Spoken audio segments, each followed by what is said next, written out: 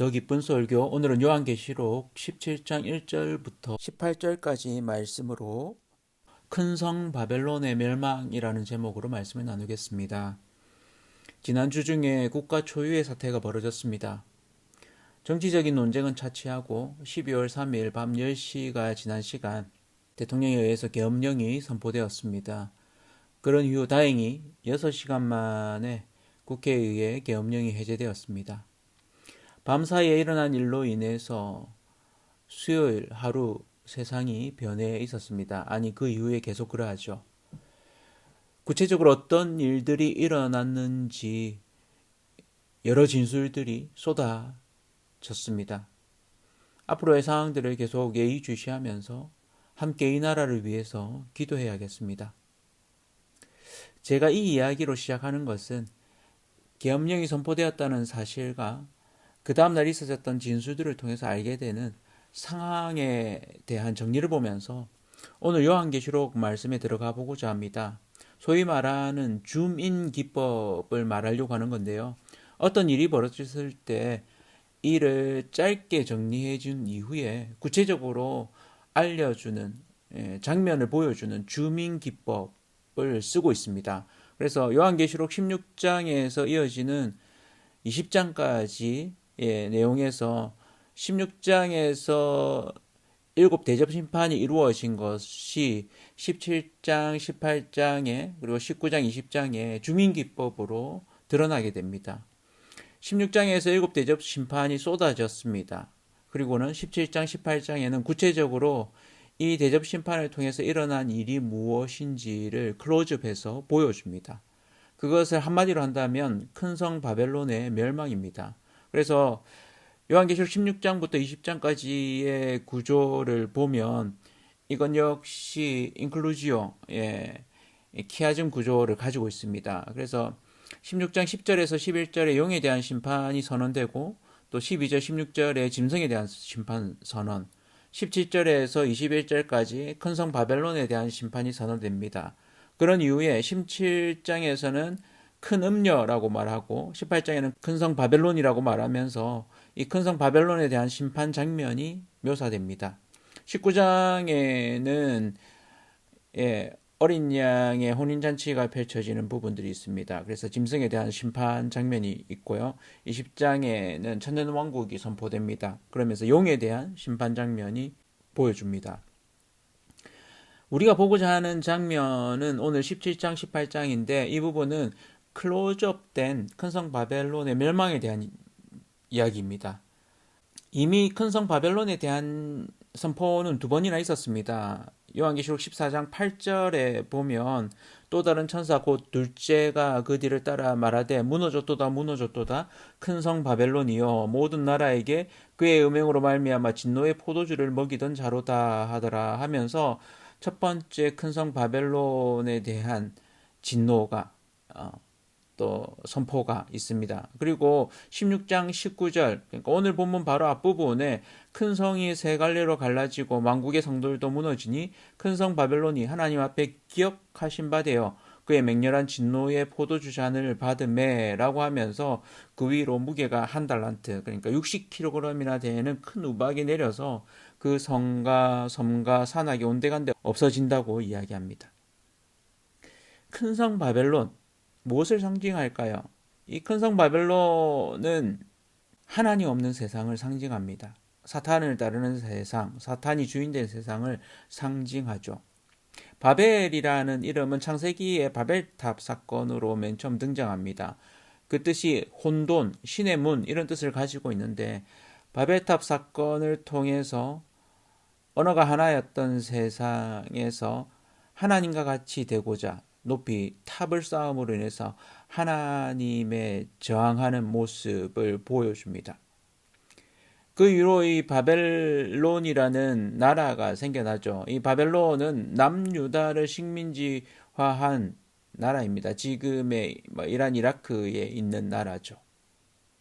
요한계시록에 등장하는 큰 성 바벨론은 이 전체를 아우르는 하나님의 저항하는 세상을 상징하는 용어로 사용되고 있습니다.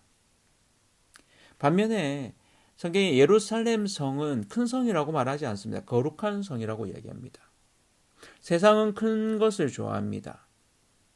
큰 것을 숭배하고 큰 것으로 인한 물질주의, 명예, 성공을 추앙하는 그런 정신의 표출인 거죠. 반면에 하나님은 거룩한 것을 좋아하십니다. 하나님은 작고 약하고 미련하지만 오히려 그것들을 들어 쓰셔서 지혜 있는 자, 강한 자, 큰 자를 부끄럽게 하시죠. 그래서 하나님은 그들을 쓰시는데 거룩한 자를 쓰신다고 이야기하십니다. 하나님을 위해서 쓰임받는 자는 거룩한 자입니다. 여러분들이 큰 자가 되기보다는 거룩한 자 되시기를 축원합니다. 오늘 17장부터 요한계시록에서 6번째 장면, 총 8개의 장면으로 요한계시록 보는 부분들이 있다고 앞에 말씀을 드렸는데 오늘 부분은 6번째 장면입니다. 7대접을 가진 7천사 중 하나가 사도 요한더러 이리로 오라고 이야기합니다. 그러면서 큰 음녀가 받을 심판, 그러니까 큰 성 바벨론으로 상징되는 세상의 심판에 대해서 보여줍니다. 그녀의 잘못은 땅의 임금들과 땅에 사는 자들로 하여금 하나님을 떠나서 하나님과 원수되어서 우상을 섬기며 살도록 하나님께 음행을 저질러서 실은 하나님의 거룩한 신부가 되어야 되는데 그것을 어기고 창녀로, 큰 음녀로 살게 했다는 것입니다. 그것은 구약에서 계속해서 이스라엘에 대한 선지자들의 하나님의 선포에서 이미 여러 번 등장합니다. 하나님이 없는 세상의 모습을 큰 음녀라고 말하는 것이죠. 이사야 1장 21절에 보면 신실하던 성읍이 어찌하여 창기가 되었는고 라고 이야기합니다. 에스겔 16장 15절에도 그러나 내가 내 화려함을 믿고 내 명성을 가지고 행음하되 지나가는 모든 자와 더불어 음란을 많이 행함으로 내 몸이 그들의 것이 되도다 라고 얘기합니다. 심지어는 호세아라는 한 선지자를 통해서 하나님의 사랑을 얼마나 큰지 보여주시기 위해서 창녀를 아내로 맞이하라는 명령을 하시고 그것대로 호세아 선지자가 창녀를 아내로 맞이하는 일까지 보여줍니다. 호세아 1장 2절이죠. 여호와께서 처음 호세아에게 말씀하실 때에 여호와께서 호세아에게 이르시되 너는 가서 음란한 여자를 맞이하여 음란한 자식들을 낳으라. 이 나라가 여호와를 떠나 크게 음란함이니라 하시니. 이스라엘은 음란했습니다. 그런데 이스라엘만 그런 것이 아닙니다. 이 세상이 그러하고 우리도 그렇습니다. 이것은 성적으로도 그러하고 사회적으로 폭력을 행사하고 정의와 공의를 행하지 않는 면에서도 그렇습니다. 하나님을 향해서 하나님만 섬기지 않는 우상을 섬기는 모습이 영적으로 또한 그러합니다. 그래서 큰 성 바벨론의 특징, 음녀라는 것입니다. 요한계시록 17장 3절에 이렇게 얘기합니다. 곧 성령으로 나를 데리고 광야로 가니라. 내가 보니 여자가 붉은빛 짐승을 탔는데 그 짐승의 몸에 하나님을 모독하는 이름들이 가득하고 7머리와 10뿔이 있으며 큰 음녀가 붉은빛 짐승을 타고 있는데 그 짐승의 모양새가 마치 바다 짐승의 모양 같고 용의 모양 같습니다. 세상이 사탄을 따라 행하는 그 모양새를 상징적으로 드러내고 있는 것이죠. 그런데 이것을 깨우쳐 주시는 분, 이것을 보게 하시는 분, 성령님이십니다. 그래서 우리가 이 땅을 살면서 성령이 충만할 때, 성령의 인도하심을 받을 때 세상이 얼마나 하나님과 반대되는 자리에 있으며 그렇게 행하는지, 큰 음료로 행하는지를 깨닫게 되는 겁니다. 알게 되는 겁니다.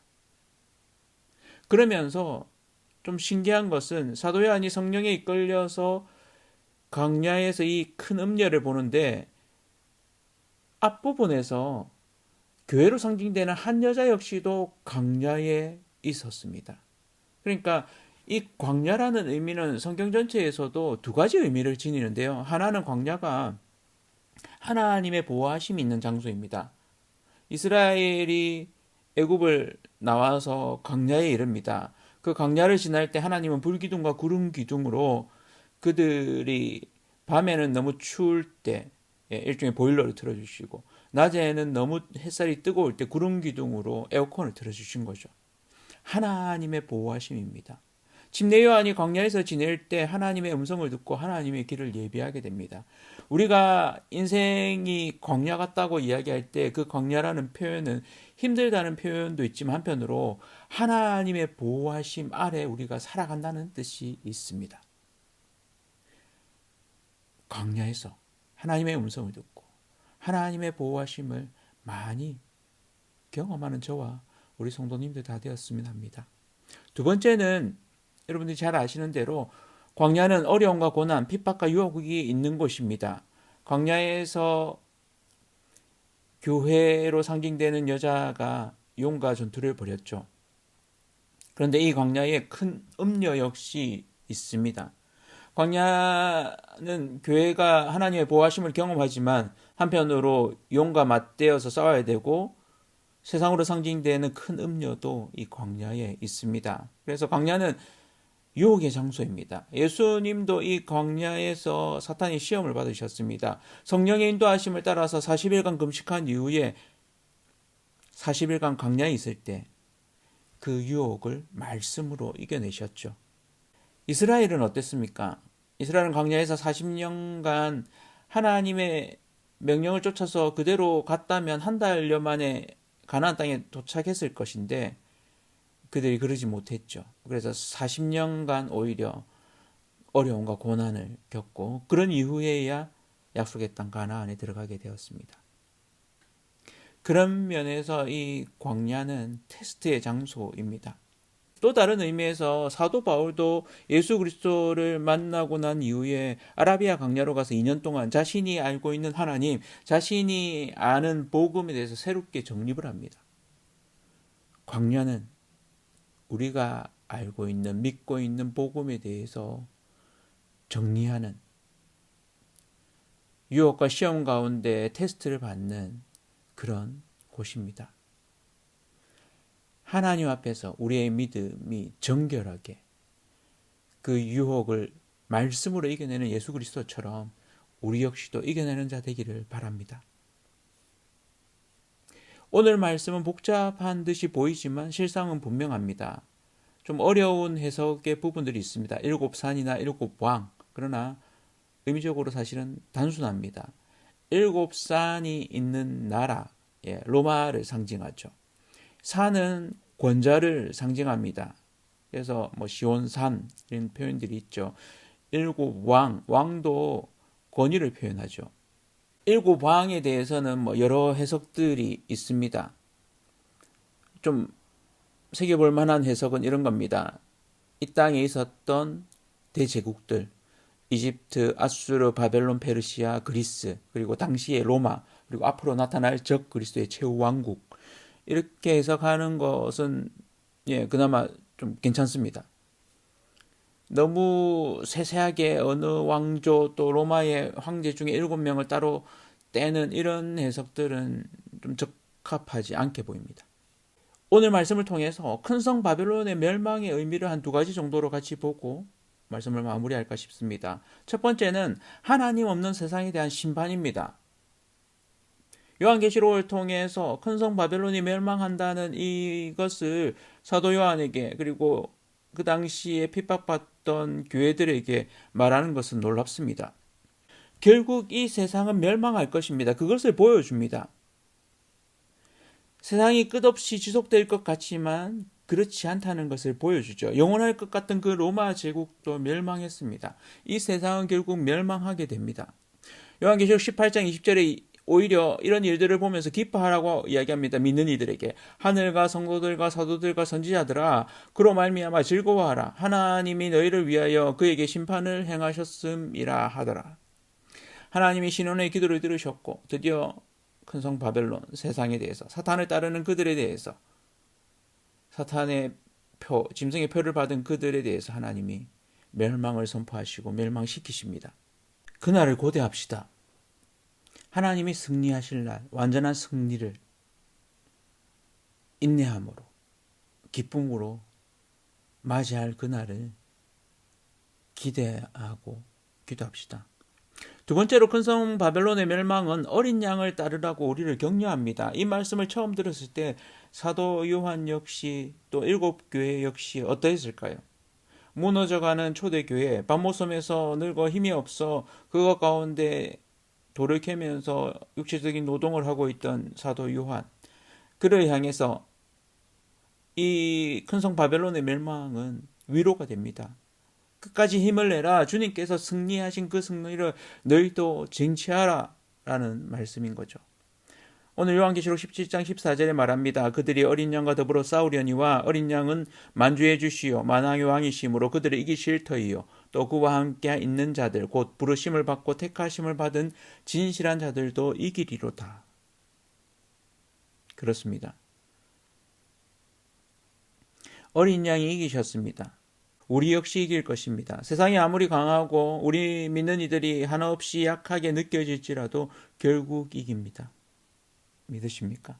어린 양을 따르십시오. 이 싸움은 영적인 싸움입니다. 하나님의 편에 서십시오. 악을 악으로 이기지 마시고 선으로 악을 이기십시오. 영적 싸움의 비밀이죠. 로마서 16장 19절에서 20절에 이렇게 이야기합니다. 너희가 선한데 지혜롭고 악한데 미련하기를 원하노라.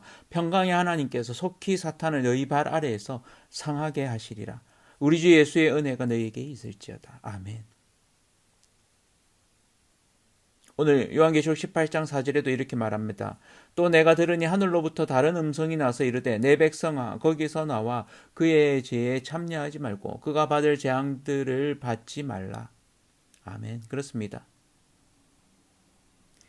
만원짜리 지폐가 땅에 떨어지고 발로 밟혔다고 해서 만원의 가치가 사라지지는 않습니다. 그 지폐가 지저분해져도 만원짜리 지폐는 만원의 효력을 냅니다. 백조가 얼룩이 묻고 지저분해졌다고 해서 오리가 되지는 않죠. 사자는 사자입니다. 정체성은 사라지지 않죠. 하나님의 백성은 하나님의 백성입니다. 하나님의 백성이 아무리 어려운 환경 가운데 유혹과 핍박을 겪는다고 할지라도 성령님이 함께 하심으로 결국 괴됨은 훼손되지 않습니다. 우리가 살아가는 이 땅 영원할 것 같지만 그렇지 않습니다. 하나님 편에 서십시오. 하나님의 심판이 있습니다. 그리고 그 심판으로 인해서 결국 세상은 사라질 것입니다. 세상에 떵떵거리고 모든 행복을 다 누리는 것처럼 살아가는 이들이 있습니다. 그러나 클로즈업해서 보면 세상은 그렇지 않습니다. 불안함과 두려움을 숨길 수가 없습니다. 아무리 많은 돈으로도 어떤 명성으로도 인기도 잠시입니다. 그 사실을 확신하시고 하나님 한 분만으로 만족하십시오. 하나님 한 분만 신뢰하십시오. 그래서 돈 없이 살라는 이런 이야기가 아닙니다. 돈은 필요합니다. 이 땅을 잘 살아야 합니다. 그러나 우리는 거룩한 신부로 매일매일 살아야 할 것입니다. 흠없고 순결한 어린 양을 따라서 하나님 앞에 거룩한 자로 매일매일 살아가시기를 축복합니다. 그럴 때 하나님만이 이 땅의 진정한 주인이시고 우리가 하나님을 나의 주인으로 모시고 나의 왕으로 모시고 살아가는 자로서 어린 양을 따라 이 땅 가운데 은혜를 끼치고 복을 전하는 그런 자로 교회로 살아가시기를 축복합니다.